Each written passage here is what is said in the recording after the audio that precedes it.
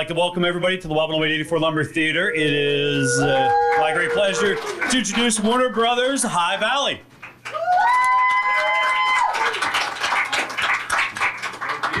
There you go. What is up, everybody?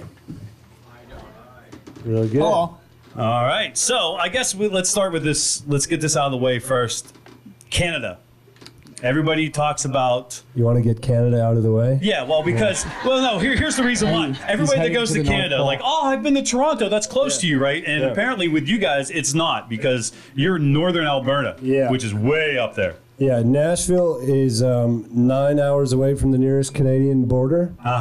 We are 45 hours northwest of Nashville. Wow. So you don't go home often? We go in the summer when it's 72 degrees. That's the only way you can get there, too, huh? Yeah, exactly. All right, and I did notice this. I went and checked out the Wikipedia page, because everybody goes to Wikipedia. That's where you get all your information. It says small community. It doesn't even say town. It says community. How small are we talking about? Well, Le Crete is the community. I think it's technically a hamlet. Okay, yeah, what is a hamlet, by the way? I don't know what a hamlet is. You're Canadian, you're supposed to know. I know what it is. I know what it is. Okay, good. Sounds like a sandwich to me. But. Yes, or like a Shakespearean play. Exactly. Yeah. Hamlet is the largest you can be before you become a town. Okay. And once you become a town, you pay different taxes. So we are the largest hamlet you can be in Alberta. But here's the thing. So they were happy you guys left because that gave you a little bit of a buffer. It's 2,817 people. It used to be 2,819. But we live in a suburb of this hamlet.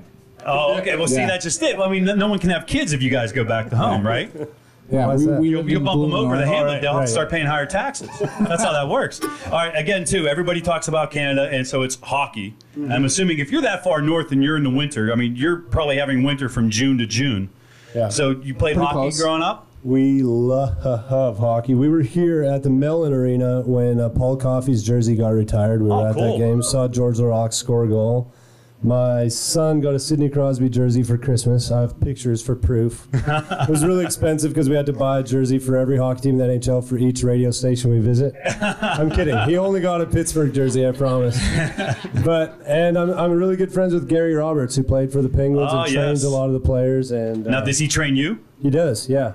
What is that like? We hear horror stories. Yeah. You know, I covered the Penguins back when Gary was here, so I got to see him. And the guy, I mean, not an ounce of fat and everything. I've watched him eat nothing and do all this stuff. Yeah. So what's it like to be trained by Gary Roberts? Because I know it's not easy. It's a lot of full body exercises. You're never allowed to lie down on anything or sit on anything while you work out. It always has to be standing or balancing on one leg. And a lot of hemp hearts, chia seeds, and flax on the bus. There you go. Yeah. The only negative is eating that kind of food and not having a full functional bathroom on the bus kind of conflicts. I don't know. I'm just saying. And I know everybody else is laughing about that, so I guess it is a true story there.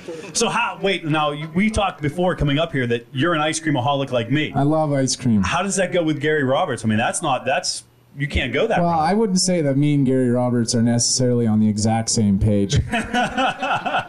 I love ice cream way too much. We don't do everything together. Okay, well, I'm just saying. I didn't know. I mean, I'm just throwing that out there. So when you guys sit down and you're working on albums and stuff like that, working finding songs, I always ask this question of everybody because it adds a little bit of insight to what makes you guys you. And I told you this was coming. Last song on the album, you get to pick a cover song. What are you picking?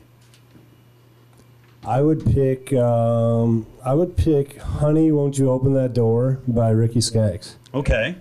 Now, you don't do everything together, so I'm assuming you have a different one. Oh, man. Wow. I would probably pick some kind of... Same one? No. I'm going to pick what I want. I'd probably do a Diamond Rio song, maybe something like Meet in the Middle or something like that. I love Diamond Rio. Their harmonies are just killer, and...